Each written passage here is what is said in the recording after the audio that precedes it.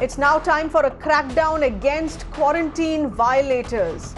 Why is the process of quarantine not being taken seriously by people? Maharashtra police is to act against those who are fleeing quarantine. The state home minister has tweeted out. He said that the government will act against those who are endangering the lives of others. Our correspondent Santhya is getting us those inputs here. Santhya, given the fact that there has been irresponsible behavior, not just in cases of people fleeing quarantine, but also those who've been stamped for home isolation are not taking this seriously. What kind of action are we looking at? See, in fact, Seher, the reason this was necessary specifically in Maharashtra, because in the past 1 week, Maharashtra has witnessed many incidents where people actually escaped the quarantine facility and they were brought back. Now, this includes 3 cases from Ahmednagar, 5 cases from Nagpur, and 11 cases from Navi Mumbai, where people tried and escaped quarantine facilities and they were brought back. Now, this in a tweet, Maharashtra Home Minister Anil Deshmukh has mentioned that how this is actually a threat to other people's safety as well. Considering that, action against these violators will be taken. As of now, he has mentioned that the action will be taken under Epidemic Disease Act. But apart from that, actually, there are certain sections of IPC also that enables police to take action against these people, because it's also a violation of the guidelines of the government during such a situation. In such a situation. So as of now, what sections and what clause of Epidemic Act is going to be used, all that Maharashtra police is yet to give us a clarity. But as of now, one thing is clear, that if anybody will try and escape such facility, and when that person will be booked. Well, Santhya, thank you. This is undoubtedly going to be sending out a very strong message here to take this issue seriously. There needs to be zero tolerance here on guidelines that have been issued by respective state governments, the central government here, that needs to be followed. And this continues to be the big focus on the big story. I'm Seher Zama. With the coronavirus outbreak here further having been worsened, we have 17 new cases reported today. And with that, total number of confirmed cases across India also goes up. At the moment, it is at 166. The government has issued several more advisories, the most important here being for people to avoid crowded places, stay put, stay home as much as possible. This is for your own good. And this is primarily what will prevent the further spread of the virus. The government has advised for all boards now to postpone their exams as well till the end of March, which is to be put on review further. Meanwhile, there is a growing emphasis on social distancing. There are instances of mass gathering, irresponsible behavior that continue. Remember, mass gatherings of any sort, be it celebrations, festivities, religious moments, all have to be avoided. This specific case in point that is coming, in fact, as far as social distancing here is concerned and responsible behavior. The latest case in point, which was reported on Wednesday. Bengal reported its first case of coronavirus, that of an 18-year-old who returned from the UK on Sunday. Several instances that could have saved many other people. The case has exposed a series of irresponsible actions that led to 5 people being put into isolation. Let's get in a word here. My colleague Tanima getting us those inputs here. Tanima, this was a case reported yesterday. More details emerging today on so much of it which was avoidable, and this is shameful, irresponsible behavior.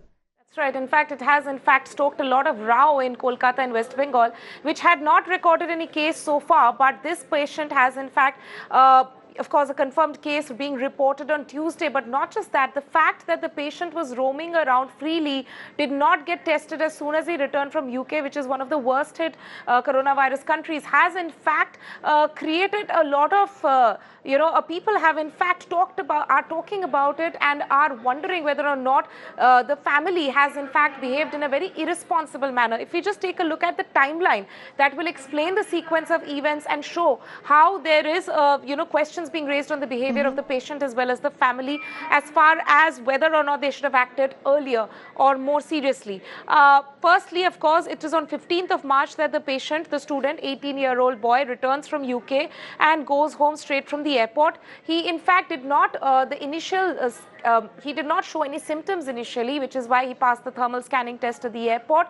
And also, the other point which has come out is that he could have, in fact, gone for a test straight from the airport while he was on his way back home. But he went home straight from the airport, did not take a test, despite the fact that he's coming from UK, which is one of the worst hit countries. So if we go into the following day, what happens on March 16th, his mother, who is an IS officer, senior IS officer, actually visits the secretariat for a meeting.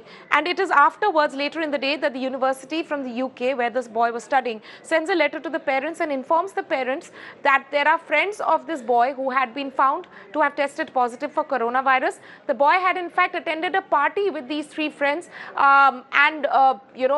of course, the fact that now that those students had in fact also turned out to be positive. It is only after receiving that university letter did the teen actually undergo a test. In fact, there are reports also saying that he had gone to a government hospital first, but did not take the test there. But finally, on March 17th, he undergoes the test where the result confirms that he is a COVID-19 patient.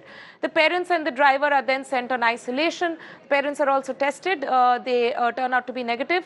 The government hospital doctor, the father of the patient also, by the way, is a government hospital doctor. He and his domestic help and the drivers also sanitized. On March 18th, once the government comes to know of this, the fact that the IS officer, the patient's mother, visited the secretariat.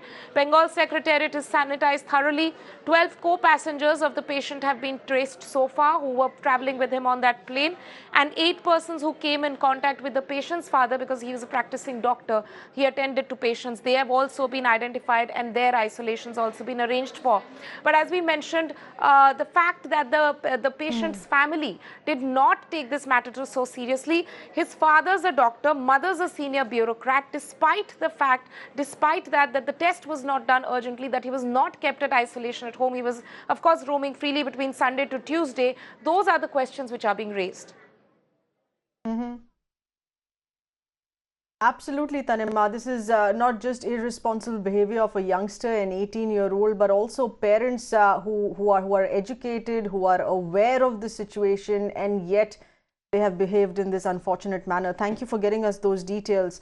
Let's also throw this open now to our panelists with us. We have Dr. Lancelot Pinto. He's the consultant respirologist at the PD Hinduja Hospital. Mr. Vikram Patel, Pershing Square Professor of Global Health, which is Howard Medical School. Many thanks, gentlemen, for being with us. First to you, Dr. Pinto. In stricter, more stringent measures that need to be taken by the government, in not just with respect to announcing these guidelines, but also ensuring that there are no violations. There are people behaving irresponsibly and not understanding the importance of a home isolation or social distancing. So I think the government is doing quite a bit. I think the government has been very clear in its message that it's sending out. I think, I was just passing by the Seaface yesterday and I saw policemen driving away people and making sure that people go back home. I think what we really need to have is people realizing the gravity of the situation and trying not to escape these measures. I think people need to realize that when they choose not to ignore these guidelines, they're putting everybody at risk. They're putting themselves at risk. They're putting others at risk. When they go back home, they're putting the elderly in their homes at risk. So I think social distancing is something that should come from within. I think the government has been quite impressive and quite forthright in the message. I think we as individuals need to be a lot more responsible with what we're doing. Yes, Mr. Vikram Patel, would you like to add to that? Because this is a very crucial phase that the country is going through. We're at stage 2. We're fortunately so far managing to delay the onset of stage 3. Many experts have also mentioned that stage 3 is an eventuality. At best, we can do is delay it. Perhaps that delay could kill the further spread as well, and which is why the importance of social distancing.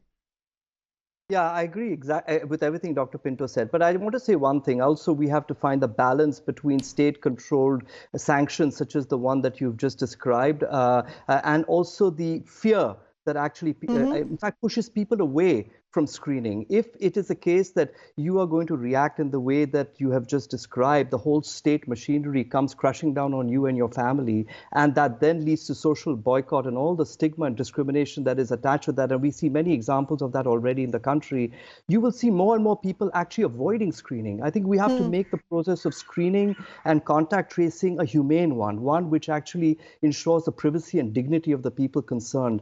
And I am a little concerned, I think, with the tone of the way this news report has really targeted this individual and his family, not least because actually the individual didn't even know he was symptomatic for 2 days after he landed. He didn't know his 3 friends were going to be testing positive. How can you actually get yourself tested when you're feeling well in a country which is explicitly not screening and testing people who are asymptomatic? So I think we need to be a little cautious with how heavy-handed we but make our if you have a procedures. travel history and if you've come in from the UK, which is one of the worst affected, it is imperative that you get yourself screened. Why should this case not be slammed as being outrageously irresponsible? There are guidelines in place. You have come in from a country which is one of the worst affected, which is anytime going to be seeing an emergency clampdown, and you refuse to get yourself tested. I'm sorry, sir. There is a step that was to be followed by the 18-year-old, by the family, which was entirely violated. Actually, I don't think you know the ICMR guidelines. The ICMR guidelines are only testing symptomatic people. How can you actually say this when, in fact, the guidelines currently in place are only, in fact, targeting symptomatic people? He was screened at Kolkata airport. He was afebrile. He was asymptomatic. How can you actually lay the blame on this? All right. What about home isolation there? What about home isolation? You have to undergo a 14 days home isolation. Dr. Pinto, please, if we're thrashing this case out as an example in the country which should not be repeated by anyone, there was home isolation which wasn't followed either. So I would agree that that might have been irresponsible behavior, but I don't think shaming people is really the solution right now. You know, okay, I mean, we have to agree that the responsible thing to do in a situation like this would kind of have to be home isolation or home quarantine yourself, given the fact that a lot of asymptomatic people are there, and that's the whole idea of social isolation as well, that you may be ill and you may not have manifested symptoms as yet. So if you ask me whether it was irresponsible, yes, it was, but I think the solution to that is a lot of education, a lot of people need to get more conscientious about what they're doing. And I don't think shaming or the heavy hand of the law is really going to change that. You know, I think the change has to come from within. The change has to come from realization. This is not shaming if we're taking this as an example, because we're not naming here. And if we talk about education, we're talking about a very educated family. We are talking about very well-placed, educated parents here who should have also been far more responsible if this is an 18-year-old youngster that we're looking at. We're not naming, but we're using this as an example that needs to be condemned. This is a citizen's responsibility today, and this is why home isolation and social distancing is important. This is why we're spelling it out in no uncertain terms. My colleague Afrida is getting us those details. Stay on with us, gentlemen, please. This is on the importance of social distancing. Why it's so important today. Take a look.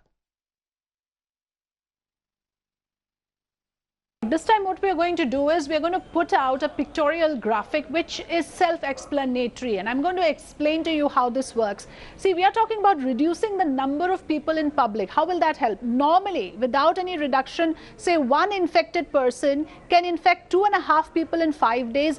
That number adds up to 406, a staggering figure within a month. So from one person, that is the number of people in 30 days that the infected number of people can grow if you do not put any restrictions in place. Now let's look at a second scenario where we reduce the number of people out in public by half, and say we then have a situation when one person can infect only 1.5 person. So because the number of people out there is less, therefore there's only so many people can get infected. Over a period of 30 days, only 15 people get infected. This is with 50% reduction, which is what is in place right now, at least in Maharashtra, where the government has decided all public and private offices must operate in half capacity. By doing so, by applying this method of social distancing, you are reducing the overall figure substantially by a huge number, which is why it's important. Let's look at the third scenario now. If you reduce it even further, say we reduce the number of people out in public by 75%, what happens? In 5 days, not even, just about half a person can be infected by one person. So then the overall figure in 30 days will only be 2.5 people infected. This is why social distancing is important. This is why we have been crying from the rooftops that make sure there are fewer number of healthy population out there. The exposure to the virus can be minimized and the overall figure can be controlled. India is in that critical stage of containment. We are in stage 2. Therefore, there is no community transmission at this stage. It's hugely avoidable for a population like ours. Those restrictions must be strictly adhered to. Right. Mr. Vikram Patel, how best, we've of course established the government that has been doing its best in sending out the right message and taking in the measures at the right time here. In assuring social distancing works. Unfortunately, in several areas, it doesn't work till there's policing done. Like in several areas, you have Section 144 that needed to be imposed. Sorry, your question being? No, the question here being that is it just up to the government and the police at this given point of time, or we also look at far more citizens' responsibility?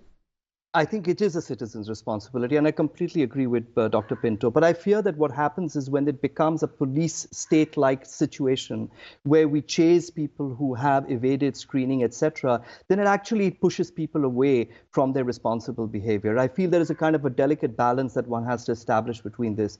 One more thing I would also like to say, I completely agree with Dr. Pinto's perspective that the young man should have actually stayed at home and should have announced that he had come from a high-risk country. But he, again, I would like to stress, was asymptomatic and was not eligible for testing under Indian current guidelines. Nevertheless, I think the word social distancing should not be seen as being equivalent to not interacting with people. I think a better word should have been physical distancing, because actually interacting with one another is in the essence of actually maintaining your good health and therefore your immunity as well. I would like to just remind you that, a few years ago, there was a SARS epidemic, I think about 15 years ago in Hong Kong. And during the month when the SARS epidemic peaked, the suicide rate amongst the most vulnerable Hong Kong people, that is the over 65, increased by 31%. And I think we will see the consequences of what this whole, not just the epidemic, but I believe the response to the epidemic has on the well-being and mental health of our people only in time to come. But I do think we need to consider some of the consequences of these heavy-handed policies on the well-being and the lives of ordinary people, beyond just the risk to do with coronavirus transmission. All right. So Dr. Pinto, this is, are we looking at a scenario here where this is also causing ample stress? Let's take into account what Mr. Vikram Patel's concern here is, that this is causing ample mental stress. There is ambiguity. There are things that are unknown.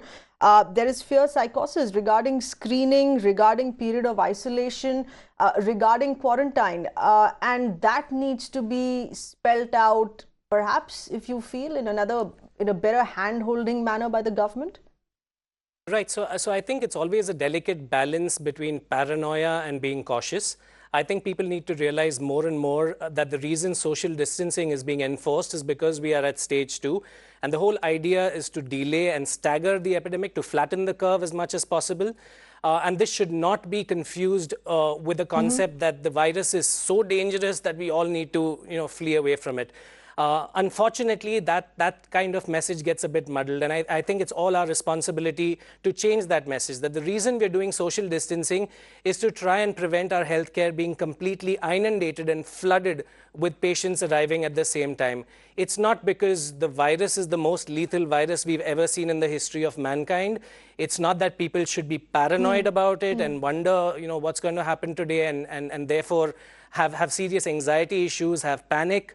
What we need to enforce more and more is that social distancing is what we are doing as a community to save our community, to save our elderly, to save the most vulnerable people in society. And basically, the concept being spread the distance, don't spread the virus. That's kind of the tagline that we're trying to enforce. And yes, of course, I think all of us need to do our bit to kind of tone down the paranoia and increase the awareness instead.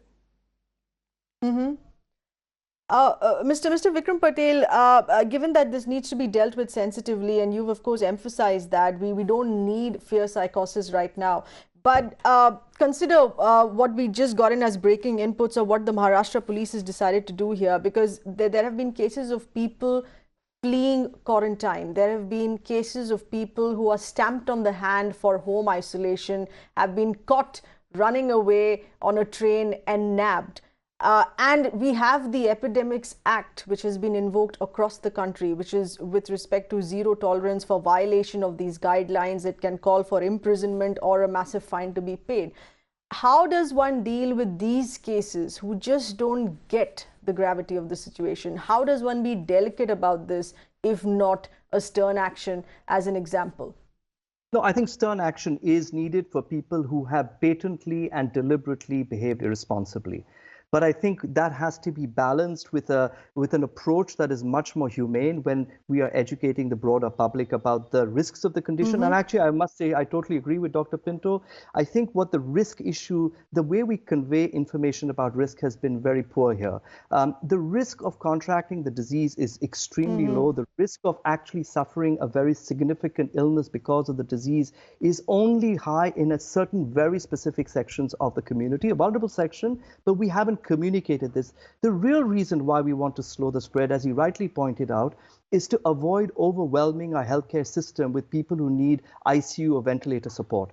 Now, this very fundamental piece of information has been completely lost in the broader conversation. I also think the government should be preparing our hospital system that in case we go to phase 3, how do we actually make sure we have enough ventilator beds for people who may ultimately need it? Instead, what we're doing is we're putting all the energy and emphasis onto individual vulnerable people who have escaped foreign countries, often at great stress, and making them fully responsible to control this country's epidemic. I think we need a balanced dialogue, a balanced narrative here. Dr. Pinto, do you think it's also as much a parallel exercise that should be for counseling as well as communication? Communication is something that this government has always been good at. How has it been missed out in a major aspect to this time? Absolutely. I think there are a lot of people very anxious out there. And I think it's our responsibility to kind of, balance the act. So there is no condoning of people running away from quarantine. Let's not mince words when people are being irresponsible. But at the same time, we need to make people realize more and more that social distancing is a tool to kind of slow the epidemic. Social distancing is not being enforced because we are really, really scared of what's going to happen to an individual by individual basis. And I think this message needs to go out as strongly as possible. One needs to make people realize that at the end of the day, no matter where you go, you're going out to a restaurant or to a pub. If you do that, you are eventually coming back home, and you probably have the elderly at home. You probably have other people at home who you might infect. And the whole idea is that at an early stage of the disease, when you don't have any symptoms, A, you could be infected and you could be transmitting. B, you could catch the infection from someone who has no symptoms, and that's where social distancing is extremely important. So I think the question that every person needs to ask themselves before stepping out of their house is, whatever they're planning on doing, A, can it be avoided or can it be postponed? B, if it has to be done, can it be done with the involvement of the minimum number of people possible? And again, all this is being done to curtail the spread, and not because we're really, really scared. Yeah, we'll have to leave it at that, gentlemen. Many thanks. Appreciate you speaking with us here, and also highlighting on what's been missing. If the government has, with respect to taking the right decisions at the right time here, what's missing out is perhaps counseling. What's missing out is communication in areas which could create fear psychosis, in areas in which the circumstance of a quarantine or why social distancing is so important right now. Let's take this up as each one of us responsibility here. Social distancing is what we need to follow right now to prevent stage 3 on us. Thanks for being with us.